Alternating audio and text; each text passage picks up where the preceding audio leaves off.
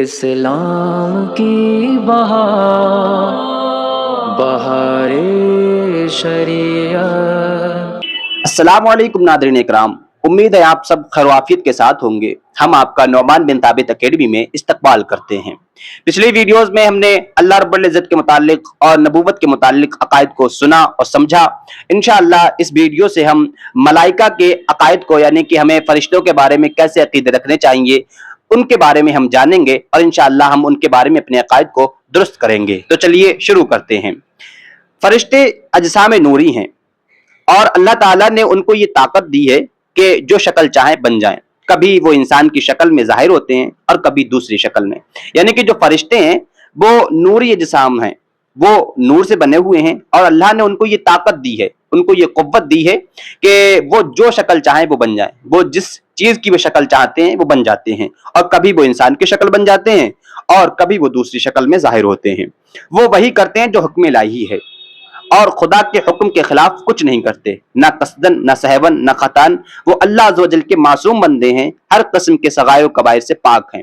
یعنی کہ فرشتے وہی کرتے ہیں جو حکم الہی ہے، یعنی کہ جو اللہ رب العزت انہیں حکم دیتا ہے وہ وہی کرتے ہیں، اور خدا کے حکم کے خلاف کچھ نہیں کرتے، اور نہ وہ قصدن کرتے ہیں، نہ وہ جان بوجھ کر کرتے ہیں، اور نہ وہ انجانے میں کرتے ہیں، نہ خطن کرتے ہیں، اور اللہ عز و جل کے وہ معصوم بندے ہیں۔ یعنی کہ اللہ رب العزت نے صرف دو طرح کے لوگوں کو معصوم بنایا ہے، ایک فرشتوں کو اور ایک انبیاء کو۔ یہی لوگ معصوم ہوتے ہیں، ان کے علاوہ کوئی معصوم نہیں ہوتا ہے، اور ہر قسم کے صغائر و کبائر سے پاک ہوتے ہیں، یعنی کہ ہر قسم کے چھوٹے بڑے گناہوں سے وہ پاک ہوتے ہیں۔ اور فرماتے ہیں ان کی مختلف خدمتیں سپرد ہیں، یعنی کہ فرشتوں کے بہت ساری خدمتیں ہیں جو ان کے سپرد کر دی گئی ہیں۔ بعض کے ذمہ حضرت انبیاء کرام کی خدمت میں وحی لانا ہے، کسی کے متعلق پانی برسانا ہے، کسی کے متعلق ہوا چلانا ہے، کسی کے متعلق روزی پہنچانا ہے، کسی کے ذمہ ماں کے پیٹ میں بچہ کی صورت بنانا ہے، کسی کے متعلق بدن انسان کے اندر تصرف کرنا ہے، کسی کے متعلق انسان کے دشمنوں سے حفاظت کرنا ہے، کسی کے متعلق ذاکرین کا مجمع تلاش کر کے اس میں حاضر ہونا ہے، کسی کے متعلق انسان کے نام اعمال لکھنا ہے، اور بہتوں کا دربار رسالت میں حاضر ہونا ہے، کسی کے متعلق سرکار میں مسلمانوں کے صلاۃ والسلام پہنچانا ہے۔ یعنی کہ فرشتوں کی تعداد مقرر نہیں ہے، معین نہیں ہے، بہت سارے فرشتے ہیں، لا تعداد اور ان لمیٹڈ فرشتے ہیں، اور ان کے سپرد جو خدمتیں کی گئی ہیں وہ الگ الگ، ہر فرشتے کو الگ الگ خدمت، یعنی ہر فرشتے کو الگ الگ کام ان کے سپرد کیا گیا ہے۔ یعنی کوئی ایسا ہے جو نبی کریم صلی اللہ علیہ وسلم اور دیگر انبیاء کرام کے پاس وحی لے کر کے آتا ہے، اور کسی کے متعلق کوئی ایسا فرشتہ ہے جو پانی برساتا ہے، کوئی ایسا فرشتہ ہے جو ہوا چلاتا ہے، کسی فرشتے کو اس کام پر مقرر کیا گیا کہ وہ لوگوں کو روزی پہنچائے، اور کسی کو اس کام پر مقرر کیا گیا کہ وہ ماں کے پیٹ میں بچے کی صورت بنائے، اور بہت سارے کام ہیں جو اور فرشتوں کے متعلق ان کے سپرد کر دیے گئے ہیں، جو ان کاموں کو بخوبی انجام دیتے ہیں اور حکم الہی کو بجا لاتے ہیں۔ اور بعضوں کے متعلق مردوں سے سوال کرنا ہے، یعنی کہ بعض فرشتے ایسے ہیں جو مردوں سے سوال کرتے ہیں، کسی کے ذمہ قبض روح کرنا ہے، یعنی کہ روح کو قبض کرنا ہے، اور بعضوں کے ذمہ عذاب کرنا، کسی کے متعلق سور پھونکنا، اور ان کے علاوہ بہت کام ہیں جو ملائکہ انجام دیتے ہیں۔ اور آگے فرماتے ہیں فرشتے نہ مرد ہیں نہ عورت، یعنی فرشتے نہ مرد ہیں اور نہ عورت ہیں، ان کو قدیم ماننا یا خالق جاننا کفر ہے۔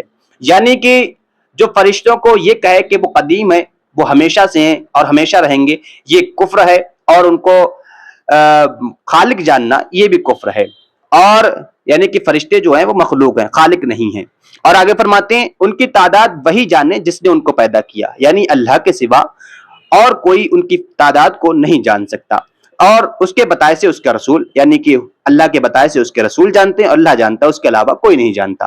اور چار فرشتے بہت مشہور ہیں جن کے نام آپ جانتے ہی ہوں گے، لیکن پھر بھی میں بتاتا ہوں۔ چار فرشتے بہت مشہور ہیں، جبریل، میکائیل، اسرافیل، عزرائیل علیہ السلام، اور یہ سب ملائکہ پر فضیلت رکھتے ہیں۔ یعنی کہ یہ چار فرشتے ایسے ہیں جو تمام فرشتوں پر فضیلت رکھتے ہیں، فوقیت رکھتے ہیں۔ کسی فرشتہ کے ساتھ ادنا گستاخی کفر ہے۔ جاہل لوگ اپنے کسی دشمن یا مبغوض کو دیکھ کر کہتے ہیں کہ ملک الموت یا اسرائیل آ گیا، یہ قریب و کلمہ کفر ہے۔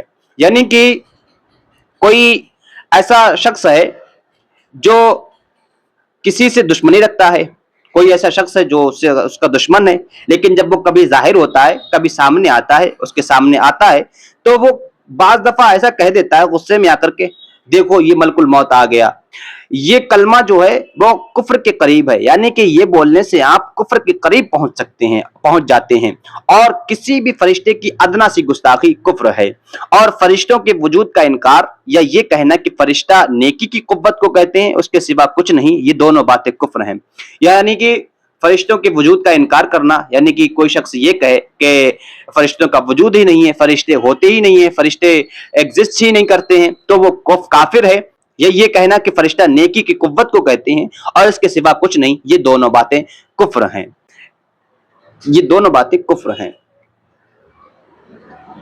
उम्मीद है आपको ये वीडियो अच्छी लगी होगी और समझ में आई होगी।